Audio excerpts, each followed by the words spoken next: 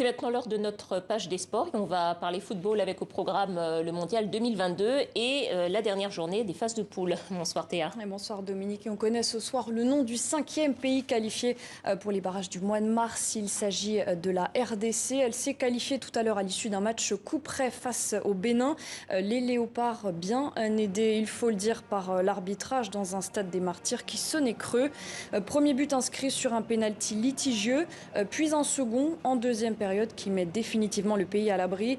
C'est presque inespéré au vu de ses débuts laborieux. Terrible désillusion en revanche pour le Bénin à qui il suffisait d'un nul pour poursuivre l'aventure. L'entraîneur des Écureuils, Michel Dussuyer, accuse le coup. Écoutez. Beaucoup de frustration aussi avec ce penalty qui est sifflé en tout début de match et que personne n'a compris, même dans le stade, quoi. Il n'y a que l'arbitre qui sait ce qu'il a fait. Donc voilà, forcément les données autour du match changent, mais j'ai aimé la réaction des joueurs. On est reparti de l'avant. On a eu, je pense, des temps de possession très importants. On a fait douter cette équipe de RDC. Il nous a manqué un peu de réalisme dans les 30 derniers mètres pour pouvoir recoller au score. Maintenant, seconde mi-temps, on est reparti sur les mêmes bases, mais bon, ce deuxième but nous a assommés. Et voilà la déception de Michel Dussuyer, de la déception. Il y en aura aussi forcément ce soir, notamment à l'issue de ce duel qui oppose le Ghana à l'Afrique du Sud. Les deux pays ont la possibilité ce soir de valider leur billet pour les barrages. Avantage pour l'instant au Ghana qui mène 1-0. Match toujours en cours. Les autres résultats, un partout entre le Zimbabwe et l'Éthiopie. Un partout aussi entre Madagascar et la Tanzanie. Les deux équipes n'avaient plus rien à espérer. Le Mali, lui, déjà qualifié, bat l'Ouganda sur le plus petit des écarts. Il reste encore 4 tickets à distribuer. Tout va se jouer demain, lundi et mardi lors des derniers matchs de ces éliminatoires. Voilà, et on souhaite bonne chance à tous ceux qui jouent demain. Alors, l'actualité sportive, Théa, c'est aussi cette question. En Afrique du Sud, est-ce que Oscar Pistorius va être libéré plus tôt que prévu? Oscar Pistorius, rappelez-vous, c'est cet athlète sud-africain amputé des deux jambes.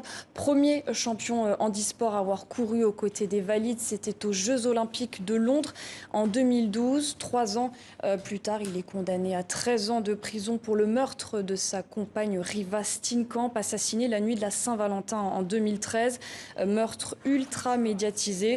Oscar Pistorius s'était défendu en affirmant avoir pris sa petite amie pour un cambrioleur. Il lui avait tiré dessus à 4 reprises à travers une porte. L'ex-champion a déjà purgé la moitié de sa peine. Il est donc, comme le prévoit la loi sud-africaine, en droit de demander une liberté conditionnelle.